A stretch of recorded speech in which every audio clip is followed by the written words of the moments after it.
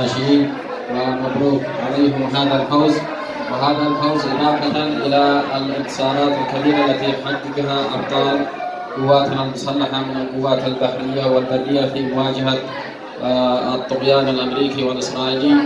وهذا الفوز نهديه لإخواننا المقاومين في أبناء غزة من حركات الجهاد والمقاومة. وكل فوز أو نصر يحققه الشعب اليمني سواء في الميدان الرياضي أو في ميدان المواجهة العسكرية أو الأمنية أو غيرها هي إهداء لكل المجاهدين وكل المضحين في سبيل الله سبحانه وتعالى.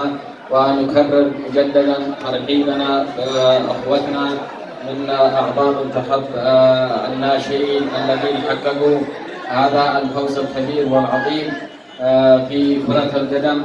ونسأل الله لهم التوفيق والنجاح في مسيرتهم الرياضية على كل الأصعدة. وصلى الله وسلم على سيدنا محمد وعلى آله الطاهرين. كل الجنود المدعوين والأمن والمستقبلين والأستاذ محمد العادي من على التربية يتفضل ولا أبو حسين لا قطعة الدكتور يتفضل هنا. وإذا كان في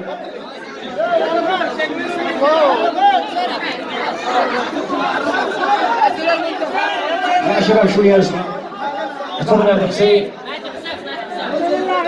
ازحم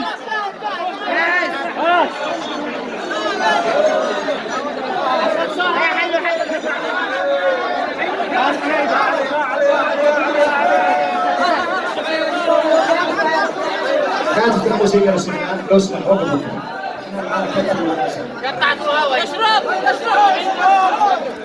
يا ابو زين عندما يكملوا في كلمه. ابو زين الاوش مثل الشباب. شكرا جزيلا للمقام، شكرا لعبد الامار، شكرا لمن قاموا بهذا الترتيب الرائع وايضا خصوصا مطعم الفاميلي عبد الرحمن الأضرعي وولدها الكريم على كرم الضيافه وعلى الاستقبال الرائع. وشكرا لرجال المرور والامر والتربيه. وننتقل مع كلمتين ترحيبيه من الأضرعي الرائع.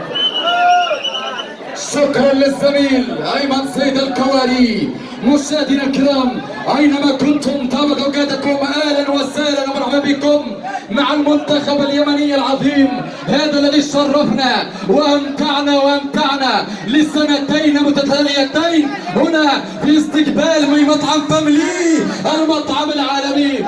شكرا لكم ايها المنتخب العظيم، والله افرحتمونا.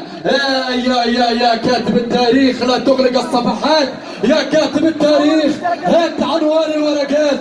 هذا ما معناه عادل عباس، وهذا ما معناه عبد الرحمن، وما معناه الكبار والكبار. عرندونو لا يشرب حليب نيدو، هذا ما قال المعلق. شكرا لكم وشكرا للمدربين والطاقم والمنتخب كامل ومن دعم المنتخب، وشكرا لابناء الثمار على هذا التنظيم. شكرا لكم ايها الكرام. ينتقل الميكروفون للزميل محمد والاستاذ محمد الدرواني. شكرا يا ابو الضرعي، شكرا على الكلام.